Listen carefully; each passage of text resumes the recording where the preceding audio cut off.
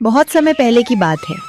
सोनपुर नाम का एक छोटा और शांत सा गांव हुआ करता था। उस गांव की एक अनोखी बात थी। वहां के लोग सुबह उठकर खेतों में जाने के बजाय सीधे पप्पू के ठेले पर गर्मा गर्म समोसे खाने पहुंच जाते थे। पप्पू अपनी पत्नी चंपा के साथ एक छोटे से कच्चे मकान में रहता था। उसका रोज का यही नियम था, सुबह जल्दी उठना, बाजार से समोसे का ताजा सामान लाना और फिर दोनों पति पत्नी मिलकर एक बेहद स्वादिष्ट और चटपटा समोसा तैयार करते थे। समोसे तैयार होते ही पप्पू अपना ठेला गांव के मुहाने पर लगा देता था। तभी पप्पू का रोज का पहला ग्राहक उमेश वहां आता है। अरे पप्पू भाई, राम राम, क्या हाल चाल हैं? भाई आज तो समोसे की खुशबू दूर दूर तक महक रही है। क्या बात है, आज कुछ खास मिलाया है क्या? अरे उमेश भाई, बात अब वैसी नहीं रही। अब इन समोसों को मैं नहीं बल्कि तुम्हारी भाभी छानती हैं। मैं तो बस आलू की पिट्ठी तैयार करके दे देता हूँ। अरे तभी मैं कहूं कि आज समोसों में इतना खस्तापन और कुरकुरापन कहां से आ गया। भाभी के हाथ में तो जादू है भाई। चलो चलो, अब ज्यादा मक्खन मत लगाओ। ये बताओ कितने समोसे लगाऊं?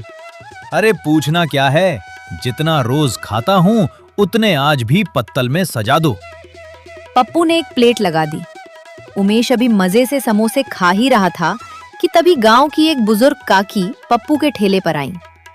उनकी उम्र का तजुर्बा उनके चेहरे पर साफ दिखता था। बेटा पप्पू, कैसे दिए समोसे? अरे काकी, राम राम, बैठिए ना। आपके लिए तो समोसा हमेशा तैयार है। पप्पू ने बिना रेट बताए काकी को एक प्लेट लगाकर दी। काकी ने एक समोसा लिया, उसे लाल तीखी चटनी में डुबोया और जैसे ही पहला निवाला मुंह में रखा, बेटा एक बात बोलूं, गुस्सा तो नहीं करोगे ना? अरे नहीं नहीं माँ जी, भला मैं आपसे क्यों गुस्सा करूंगा? आप तो माँ समान हैं, बेझिझक बोलिए। बेटा समोसे का स्वाद तो लाजवाब है, लेकिन ये जो चटनी तुम दे रहे हो ना, ये समोसे का पूरा तालमेल बिगाड़ रही है। सच सच बताना, ये चटनी तुम खुद बनाते हो या बाजार से लाते हो? वो माँ जी, चटनी तो मैं बाजार से ही तैयार बनी बनाई ले आता हूँ। अब कौन सुबह सुबह इतना झंझट पाले। तभी मैं कहूँ, बेटा तुम हरिया के बेटे पप्पू ही हो ना? हाँ माँ जी, मैं उन्हीं का बेटा हूँ। ठीक है, मैं आज शाम को तुम्हारे घर आऊंगी। तुम्हें और बहू को अपने हाथ की खास देसी चटनी बनाने की पूरी विधि सिखाऊंगी। फिर देखना तुम्हारे समोसों का स्वाद कहाँ पहुँचता है।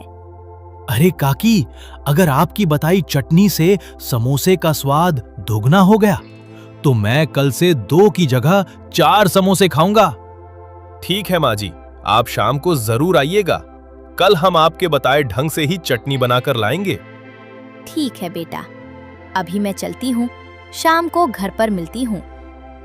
धीरे धीरे दिन ढलने लगा और शाम घिर आई।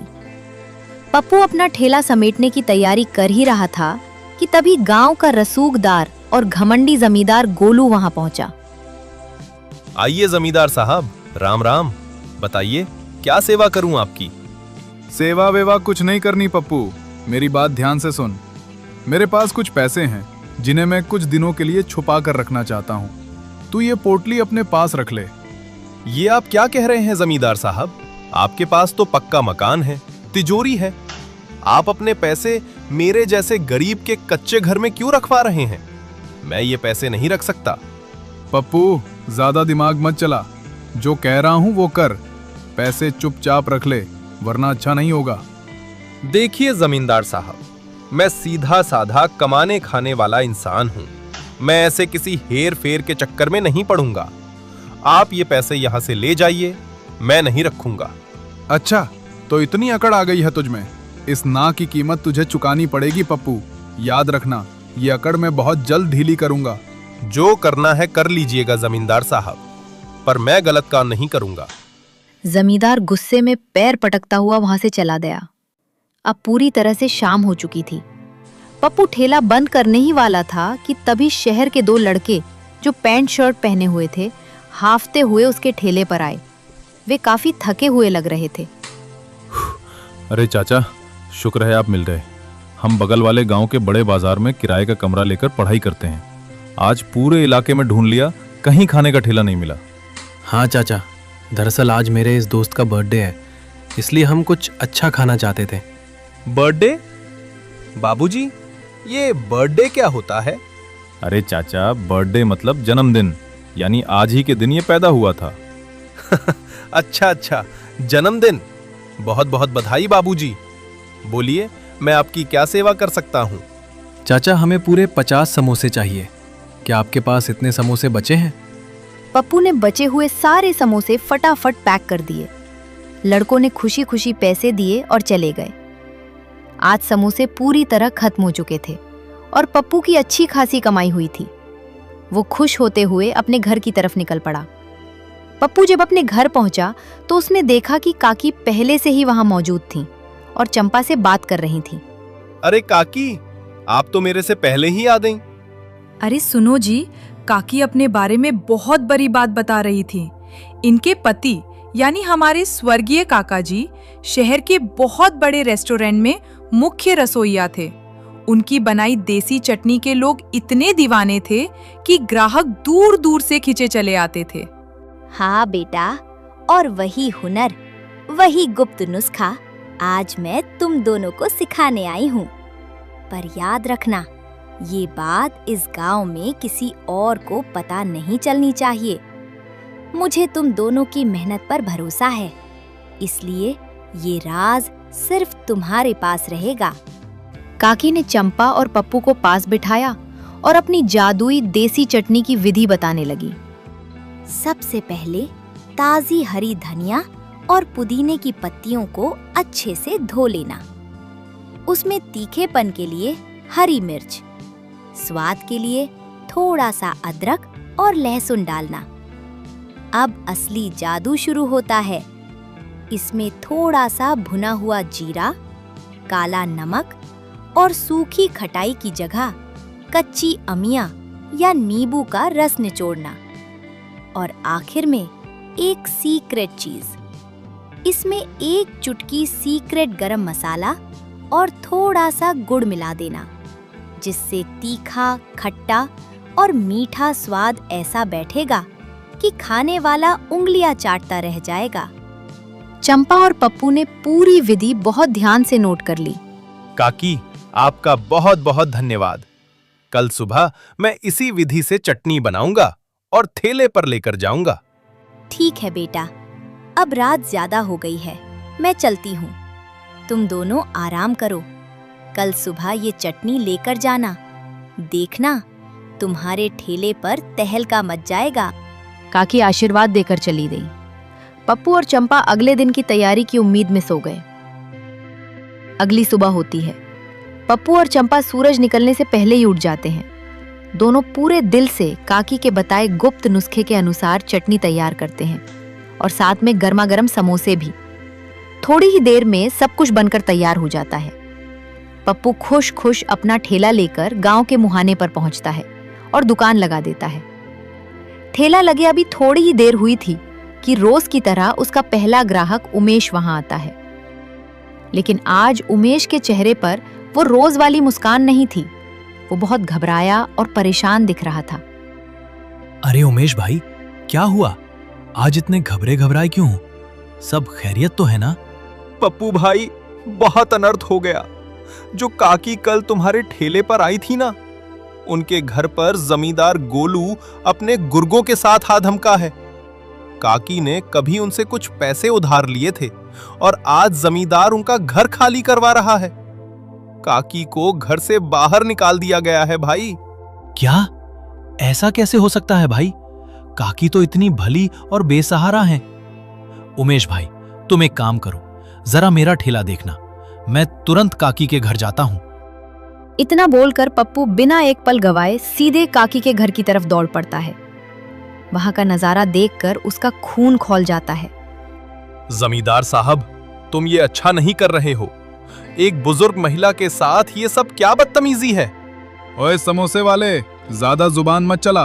इस बुढ़िया ने मुझसे पैसे उधार लिए थे, सीधा सा हिसाब है।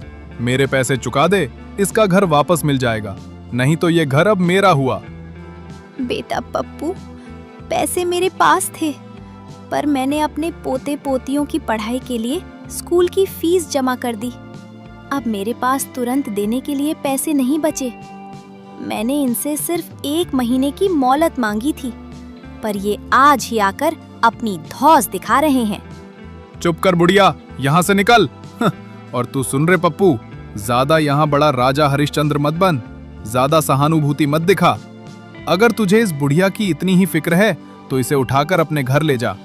काकी, आप बिल्कुल मत घबराइए, उठिए और हमारे साथ हमारे घर चलिए। और जमींदार साहब, याद रखना, बहुत जल्द काकी का ये घर पूरे सम्मान के साथ वापस मिलेगा। पप्पू तुरंत काकी का हाथ थामता है और उन्हें लेकर अपने घर आ जाता है। बेटा पप्पू, तुम दोनों मेरे लिए भगवान बनकर आए हो। भगवान तुम दोनों को बहुत तरक्की दे। मेरा ढेर सारा आशीर्वाद है तुम्हें। अरे नहीं काकी, आप हमारी माँ जैसी हैं। कोई बात नहीं, आप आराम से घर पर रहिए। चंपा, मैं चलता हूँ। पप्पू सीधे दौड़ते हुए अपने ठेले पर पहुंचता है और राहत की सांस लेता है। उमेश भाई, सब ठीक है। मैं काकी को सुरक्षित अपने घर छोड़ आया हूँ। अब कोई दिक्कत नहीं होगी। दुकान संभालने के लिए तुम्हारा बहुत बहुत धन्यवाद।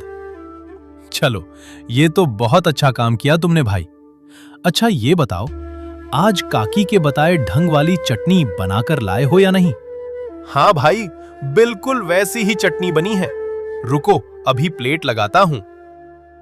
उमेश समोसे को चटनी में अच्छी तरह डुबोकर जैसे ही पहला निवाला मुंह में रखता है, उसकी आंखें फटी की फटी रह जाती हैं।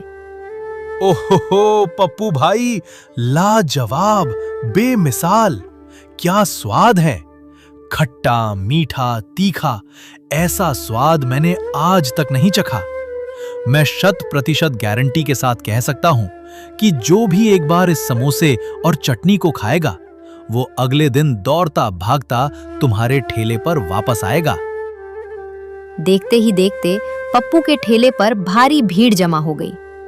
शाम होते होते सारे समोसे खत्म हो गए। पप्पू बहुत खुश था। वो अपना ठेला बंद करके आज जल्दी ही अपने घर चला गया। पप्पू के जाने के थोड़ी देर बाद वही दोनों शहर के लड़के जो कल आए थे, पढ़ाई खत्म करके दोबारा पप्पू के ठेले वाली जगह पर पहुंचते हैं। लेकिन वहां पहुंचकर वे देखते हैं कि ना तो वहां कोई ठेला है और ना ही समोसे वाला आदमी। दोनों लड़के उदास कदमों से गांव की तरफ निकल पड़ते हैं। रास्ते में उन्हें गांव का एक आदमी मिलता है। वे उससे पप्पू के बारे में पूछते हैं। वो आदमी उन्हें पप्पू के घर का रास्ता समझा देता है। रास्ता पूछते पूछते दोनों लड़के पप्पू के कच्चे मकान के सामने पहुंचते हैं। घर के बाहर सन्नाटा था। दोनों लड़के दरवाजे के पास जाते हैं और बाहर से आवाज लगाते हैं। चाचा जी, ओ समोसे वाले चाचा जी, घर पर हो क्या? जैसे ही पप्पू घर का दरवाजा खोलकर बाहर आता है, वो उन दोनों शहर के लड़कों को देखकर चौंक जाता है, लेकिन फिर मुस्कुराकर उनका स्वागत करता है। अरे बाबूजी, आप दोनों आज दुकान की जगह सीधे मेरे घर। बताइए क्या बात है? अरे चाचा, खुशखबरी है। कल जो समोसे हम आपसे पैक करवा कर ले गए थे, वो हमने अपने स्कूल कॉलेज के हॉस्टल के दोस्तों और प्रोफेसरों को खिलाए। सबको आपके समोसे और वो काकी के हाथ की जादुई चटनी इतनी पसंद आई कि सब उसके दीवाने हो गए हैं। हाँ चाचा, इसलिए आज हम यहाँ आपसे एक डील करने आए हैं। अब से हमारे स्कूल के हॉस्टल के लिए आपको रोज के 50 समोसे तैयार रखने होंगे। ये हमारा रोज का पक्का ऑर्डर है। ये लीजिए कुछ पैसे एडवांस। 50 समोसों का रोज का पक्का ऑर्डर और एडवांस पैसे देखकर पप्पू की खुशी का ठिकाना नहीं रहा।